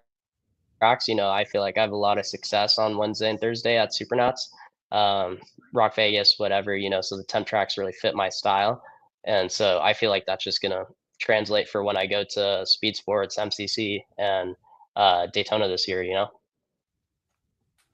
What's your approach then to a track you've never been to, where you feel like you can adapt so quickly? I mean, it really there's no kind of special trait to it. I feel like just get behind the quickest guy that you can see. Try to use somebody else out there on track as a kind of a reference to see where you kind of stack up. Like when I went to Grands this year, and we were on that temp track layout for the first day of practice. I was using Overbeck as kind of a reference point from the other side of the track. So whenever I would come out of turn 5, he would be on the back straightaway. And this was my first time driving a kart in 4 months, and every single time I could see that I was catching him every lap. And so that just kind of brought my confidence up and felt like I was adjusting a bit quicker, and just kept on moving forward from there. There's this other thing I think that a lot of people have kind of talked about. Simon Sykes, one of our own guys. When you were running double duty at Amy Grands, you're like, no, Frankie. This is his words. He's like, no, it's definitely more physical to drive a USF a Pro 2000 car. Haven't done double duty. I knew we talked about it a little bit that weekend, but what do you feel like is kind of takes more out of you to drive?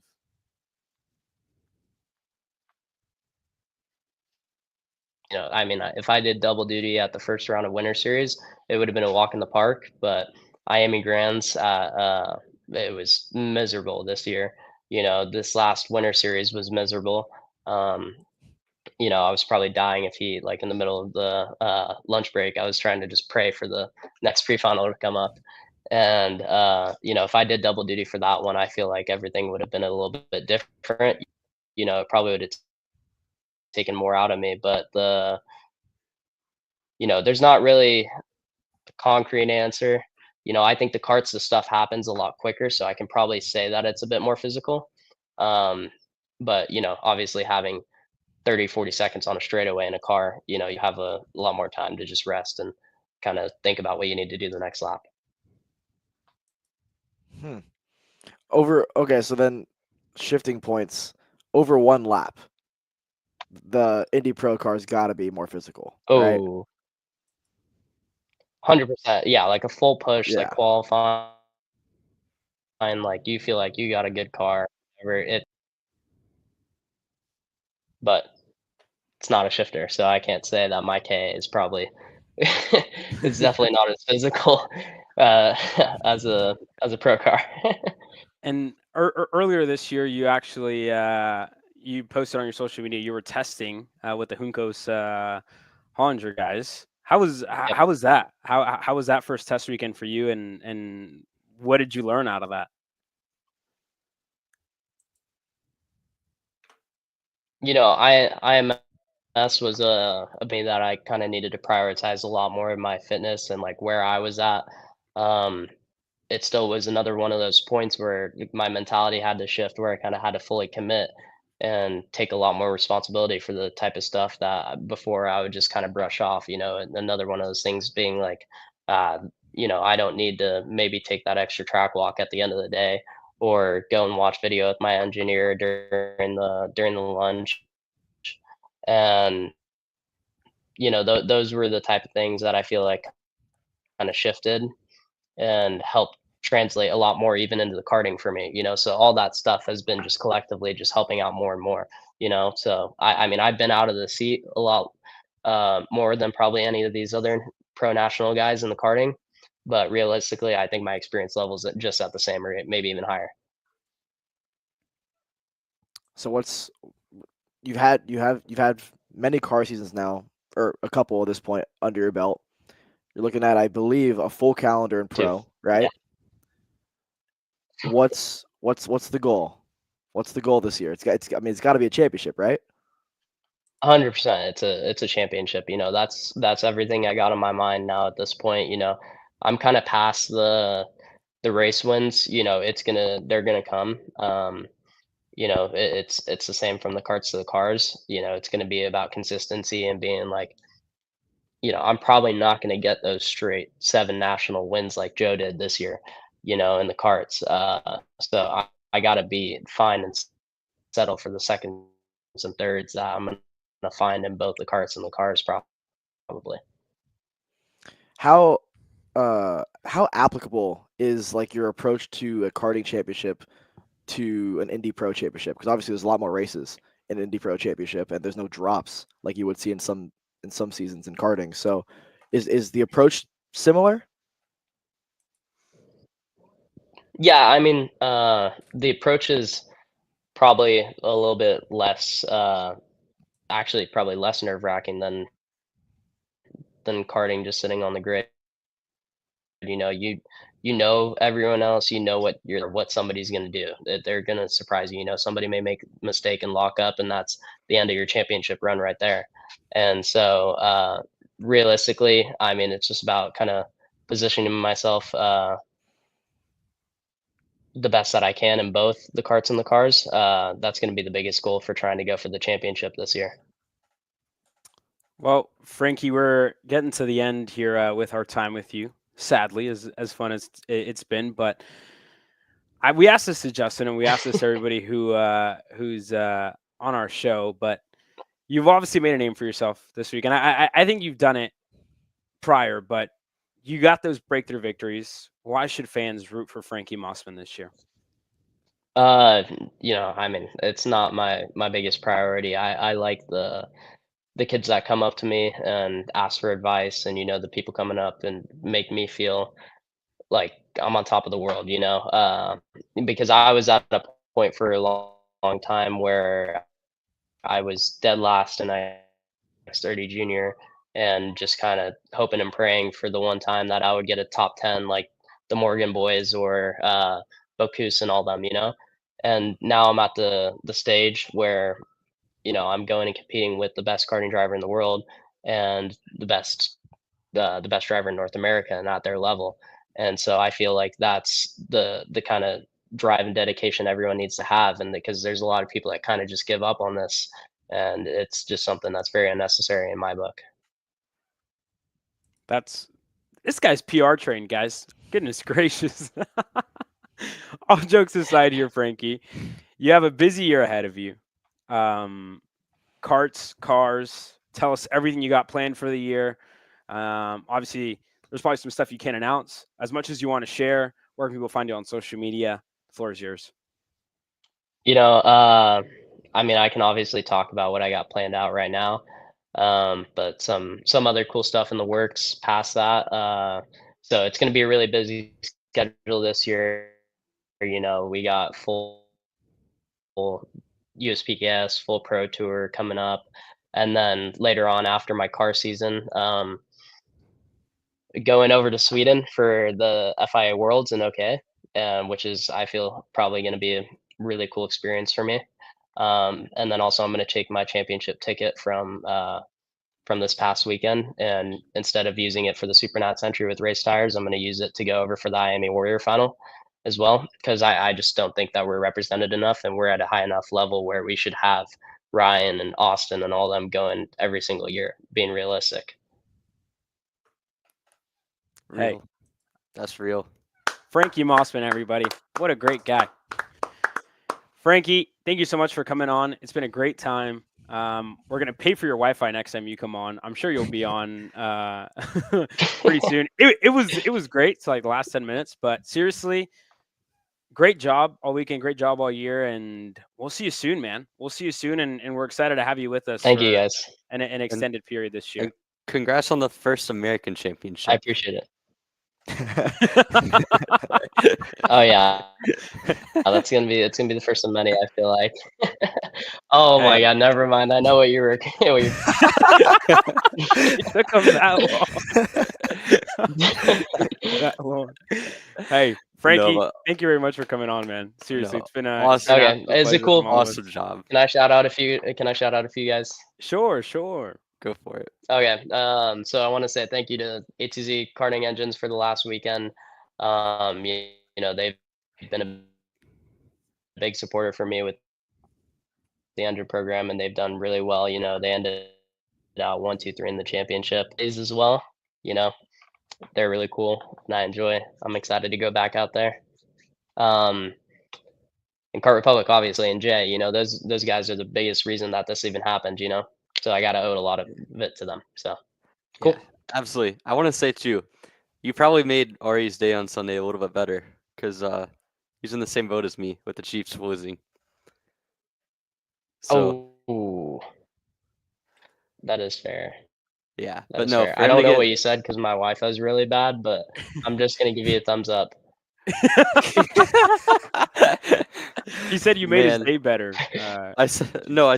I said you made Ari's day better. Yeah. That's, oh man. No, yeah. Note to self. Thumbs up again. All right, Frankie. I We'll don't know let you what get he's out of saying, here. but okay. All right. Thank you guys. Appreciate it. Yeah, Talk soon. thank you, Frankie. Thank you. Hey, Man, great guy. we need But to we're paying for his Wi-Fi next time. we need to add Wi-Fi to the budget for. I'm pretty sure, like, funny enough, like, I'm pretty sure I'm also lagging. No, you're fine. You're I didn't hear the last 2 minutes. okay. Maybe Alex is lagging. So I think I am. Get ready to learn Wi-Fi, buddy. I don't know what to say. Quick commercial break. When we come back, everything about the SKUSA Winter Series rounds 3 and 4. We'll be right back.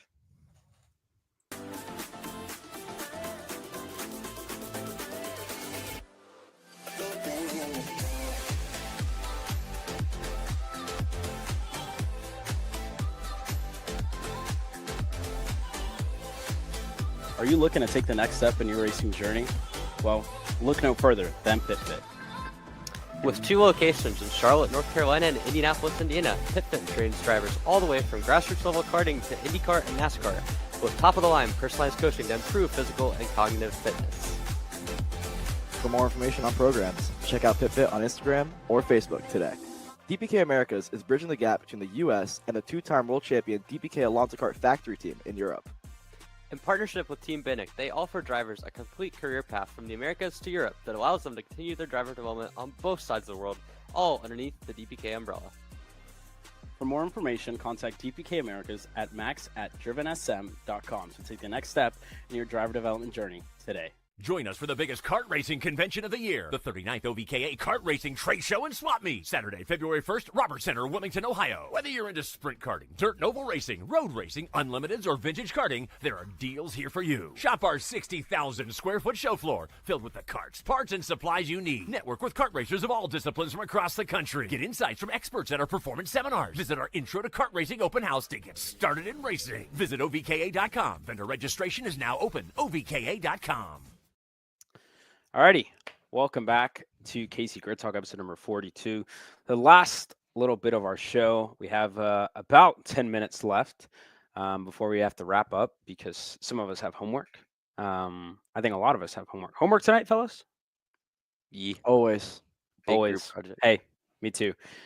But while we make it quick here, firstly, and I forgot to do this for setting the grid, shout out to our now Italian, Gioschini Bergmani, over Joshua Bergman out in Italy. Took another win at WSK. Huge shout out to him and everybody else competing out there. I know Rocco Simone was on the podium and Lucas Palacio also had another good weekend. But we move into what we just saw on track action, fellas. Firstly, X30. 5 minutes that we have here to talk about X30. Joe Turney swept the weekend. And in my eyes, Joe was not the fastest driver on the racetrack on Saturday, but I think everybody else in the field made it a lot easier for him. And then you flip the script to Sunday, and he was by far the fastest guy on the racetrack. Him and Ryan were even, but I think Joe had that little bit of pace in the middle of the race that kind of allowed him to get out in front and to stay out in front for the rest of it. Yeah.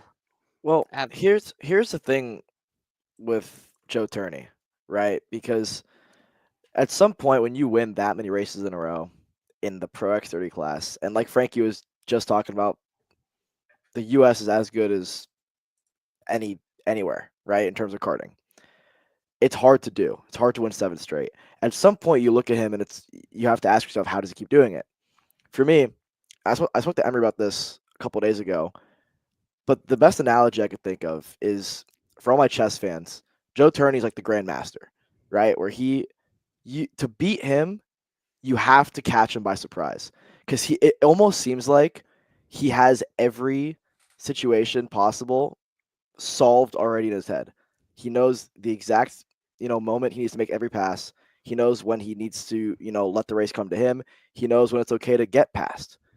No situation has caught him off guard, right? If you ever watched, what was it, Endgame or Infinity War, one of the two Marvels where there's only one solution to beat Thanos, right? Like that's Joe Turney. And to me, like that's what it's going to take, because speaking to Ryan, you and I, Caleb, before the race, we asked him, what is it going to take? He said, listen, I've tried everything. Mm-hmm. He's tried defending. He's tried making it a mano a mano. He's tried, backing Joe Turney up. No matter what, Joe Turney always seems to be the one in the lead when everything goes down. And that's what we saw on Saturday. And on Sunday, when it came down to a mano a mano fight, Turney was faster in the last 5 laps. Yeah. You got to catch him by surprise. Yeah, it's honestly I think one of the things that we talked about. Also, if you guys haven't watched the sit down interviews with Xander and a couple of drivers, AJ, Mateus, Ryan, and Joe, those are great watches that I recommend watching.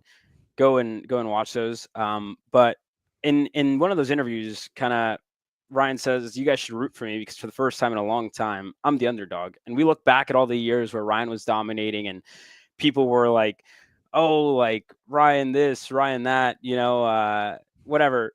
He's the underdog. And I feel like, I don't know if you guys watch WWE a lot, where there's like characters who are heel and then they turn over to like the other side where they're good guys because of what they go through.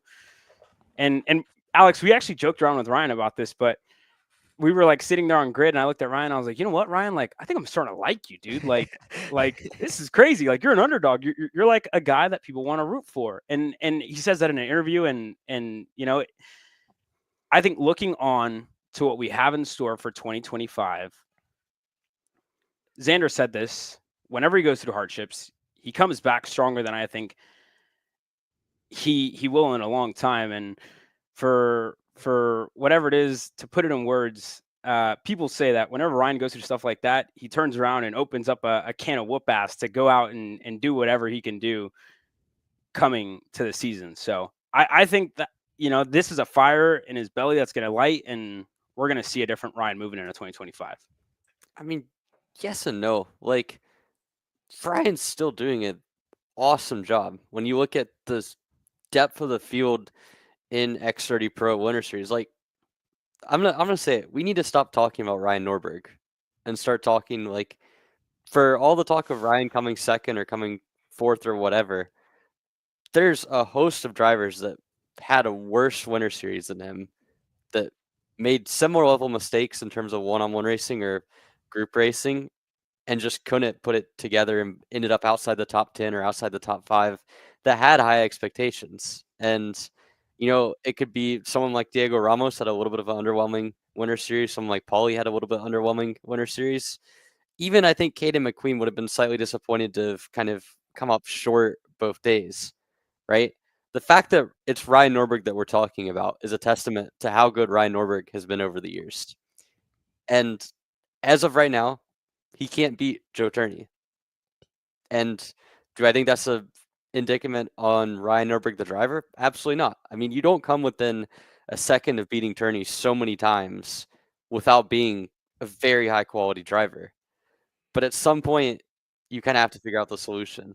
And I think I'm not worried at all about Ryan when it comes to the season as a whole. He's going to be the same driver he always has, if not even slightly better in terms of motivation, because he's coming off the Pro Tour Championship last year. He's coming off a runner-up of Supernats. He's coming off of more wins than anyone in 2024. Like, these are all things that Ryan Norberg has done recently. In Winter Series, he was close to Joe 3 of the 4 races.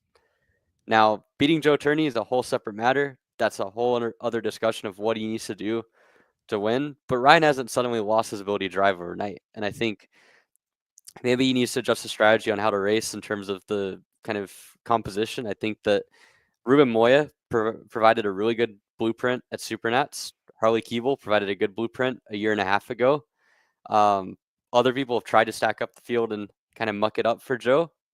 That's the last time Turney lost a race, right? With Keeble and Cincy in 2023. Crazy. I guess my thing to wrap this up is, how can you look at it and say, yeah, Ryan Norberg needs to be better? He's in a slump. Ryan Norberg has not lost a step. He's been really good at Winter Series. He's just run into the one guy that is just a slight bit better than him, that he hasn't found a way to win a single one of those matchups.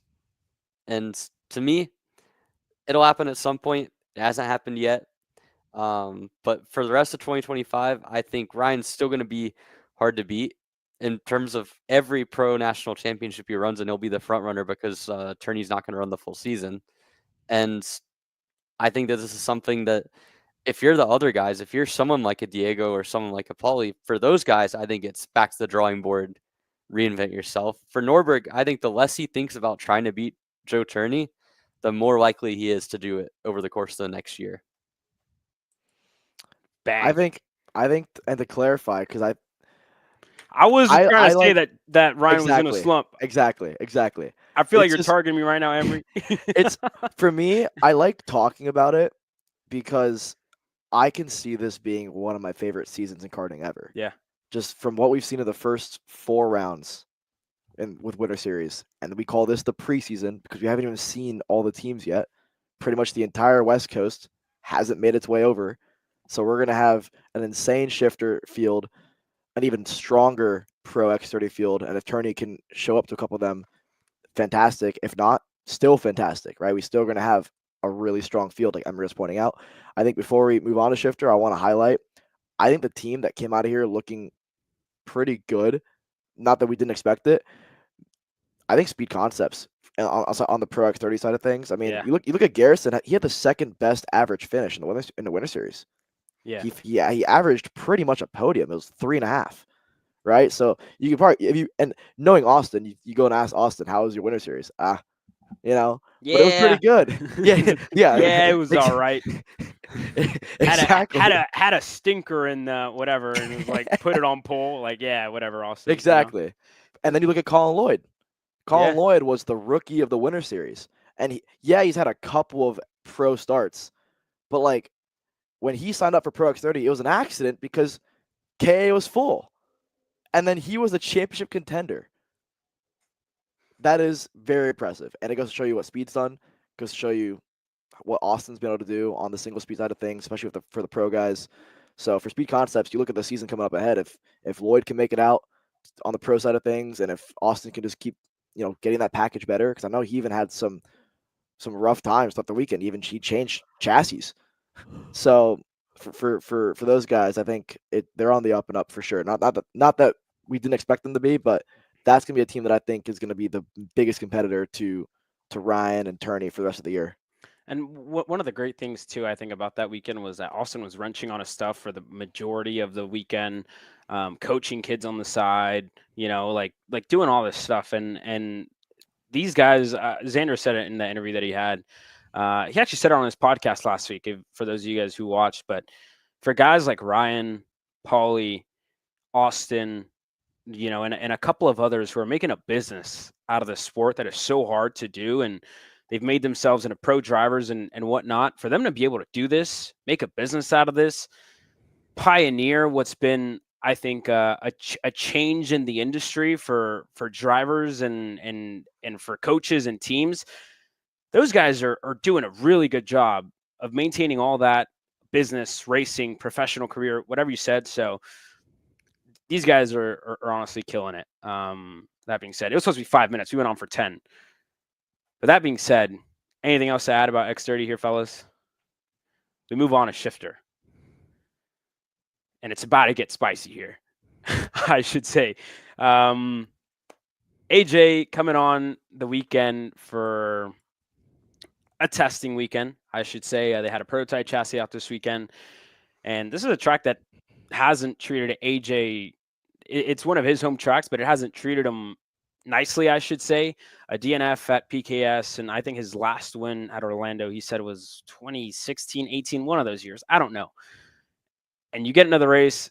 Henmore got obviously the quickest, and then they get into the accident on Saturday, and AJ doesn't race on Sunday. Done with whatever they were testing. Obviously, bruised ribs. But thoughts on the shifter weekend as a whole, fellas? Alex, we'll start with you. I'm looking forward to Pro Tour. That's as much as I'll say, because obviously on Saturday, big drama, right? AJ, Mateus collide. We've all seen the incident. You can say all you want who's at fault. I'm not going to get into it. But those two guys, we touched on it. Xander sat down with both of them, actually, and they highlighted how much they appreciate the pro shifter field and how much the rivalry is good for the sport and good for shifter. But obviously, those are two drivers that are, like Justin White said, two of the best in the States, and you can argue two of the best in the world. Mateus is a world champion in single speed, but he's still a world champion. And he's up there with the best in KZ. He's proved it. And AJ's gone over there and done very well as well. Those are two guys that don't yield. What we saw, exited turn 1 and 2, it was bound to happen. We I know Caleb and I were watching, and we saw it coming. Yeah. Right? Created for a lot of drama. Justin White got his first win out of it. Amazing. Well deserved.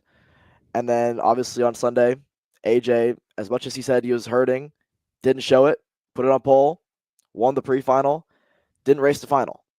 And so for me, the biggest takeaway I actually have is there's two things. Magic Kart looks good because the biggest thing out of rounds 1 and 2 is who's going to stop Burrell. AJ Myers comes out of the woodworks and is the fastest guy of the whole weekend. Yeah. So all of a sudden, who's going to beat Magic Kart? And then we haven't even seen ISO Kart, haven't seen Factory, haven't seen GFC. We haven't even seen Kremers come back, but he's been kicking some butt over in Europe. He's been killing it in Europe. So all of a sudden, it's like pretty much the entire shifter field. We're going to have a stacked shifter field this year. I look back at Burrell now, and I say this. They are, for me, still the best team on the long run, right? I think because it boils down to more than just Mateus. Because even Bailiff, the Burrell package, it really works well on those long races. And the Pro Tour, when we have the really long mains, it's gonna look even better. But they had some issues. They had some gremlins, right? They had some transmission problems all weekend long. Yeah. Both Bailiff, and Mateus, right? They're gonna get it solved. But those are things that you can't afford to happen on a weekend where Magics were seemingly perfect on a prototype chassis. So once they get that dialed in, that's scary. So to me, this is just shaping up to be an incredible, incredible year. Emery? Yeah, let's see where everyone's at in speed sports. I'm not too interested in making any pace claims. I mean, Mateus looked really good on the long run on Saturday.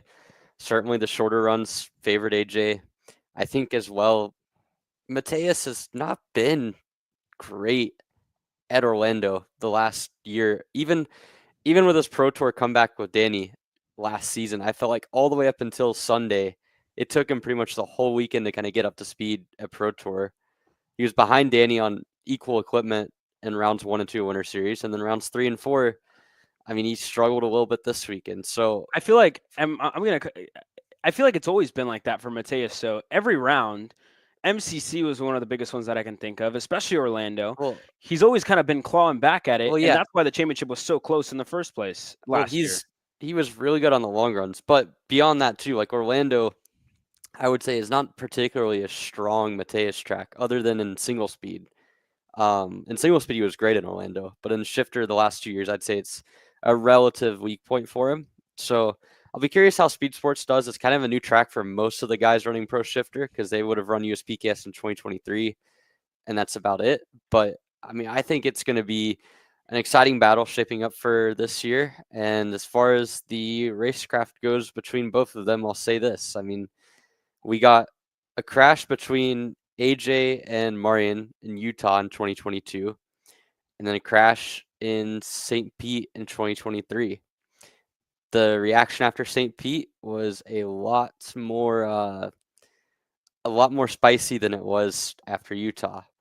With Mateus and with AJ, now granted, of course, there was the incident in Supernats that had nothing to do with AJ, which was Kayak and Morgado. There was the crash at Newcastle, and then the crash at this past weekend in Orlando. The aftermath of Orlando was a lot more spicy than the aftermath at Newcastle. I think it's very clear that there's a fundamental difference in how they see the incidents, even after sitting down, even after having a night, a day, a week to reflect on it. I can't say anything's gonna be different on racecraft wise, but I do think it'll be fascinating to see. Is it going to be a big story? Is it going to be something like Marian or AJ where it kind of simmered down over the course of a season? We'll find out, but gives us something to talk about. Gives Kart Chaser, gives the karting community an interesting battle, an interesting storyline, and a fun rivalry. So I'm excited for Shifter, excited for X30, excited for racing. I think we're in for a really fun 2025. I think that's an understatement. I'm excited for an amazing 2025 of racing action. It's going to be phenomenal, the best we've ever seen. It's going to be a great time. And this kid, funny enough, I was looking at TSRS entry list. Next week's show is going to be about TSRS and the start of our grassroots again. This kid's entered for Shifter. So him and Billy Musgrave are two of the ones that we're seeing. Obviously, his backyard. We'll talk all about it next week when we get into that. But Alex, you're going to be joining me this year in Texas. Welcome. We're happy to have you. But already good entries, 180 and counting for TSRS next week. 35-206 drivers, Christopher McKeithen, James Overbeck, reigning champ Bryce Frank, and a lot more included in that. KA, reigning champion, Jesus Vasquez Jr. is back. Overbeck is back on a different chassis, not an OTK. I think they're testing something out with the PPK boys. So that's going to be one to watch when we hit speed sports. It's going to be a little bit of a warm up. Are they running a Coyote in KA? Coyote KA specific chassis, I think. They ran this at, I think, 2 Trackhouse Club races. With Pauly. Well, no. So they ran one with Pauly, right? Mm-hmm. They've done that. They also had a weekend where McKeithen and Overbeck split the chassis. So I'm actually really fascinated to see how that does. You just gave me even more reason to pay attention to TSRS. Hey, from the sidelines. Hey, it's going to be great. Hopefully we can work out our guest for next week and get ready for it. That being said, for those watching, please, if you have a cowboy hat and cowboy boots that you could lend to me for the weekend, appreciated. That being said, we're excited. We'll be back next week, all about TSRS and the grassroots starting back up, and a lot more coming. this guy. Spoiler alert: Aiden's not our guest for next week, so you can sue as much as you want. Not going to win. Aiden's been on this show more than any other non-host. He's been on twice, I think. Yeah, he's been on twice. I think if we had anyone else on twice. Billy, I think. Oh, yeah, Billy. Yeah. Hey, great show tonight, fellas. It was great to hear from Justin White, hear his story coming up. Frankie, well-spoken, great. I shouldn't say kid because he's only a year younger than me now, a year and a half. But he's a great guy. And yeah, we're excited to see what the year brings for him. Pro Tour is obviously going to be, I think, the best that we're ever going to see it. It's honestly it's exciting, and I think everybody at home should be just as excited for what's going to be a great year of racing in 2025. The preseason is done, and we go straight into it now. The season's about to start. It's just around the corner. For those of you at home, get ready for the rest of the year, full of Kart Chaser, full of us, and we're excited for it, fellas. You guys ready? Let's do it. Let's do it. For those of you guys watching, thank you very much for sticking with us. Episode number 42. We're almost at that 50 mark, which is kind of scary to think about. We're just 3 guys, coming on here talking about karting, taking some time. But yeah, it's been great. It's been a ride, and we're excited to be back next week. All about TSRS coming up. And yeah, for those of you guys joining us tonight, we thank you very much for watching, and we'll see you next week.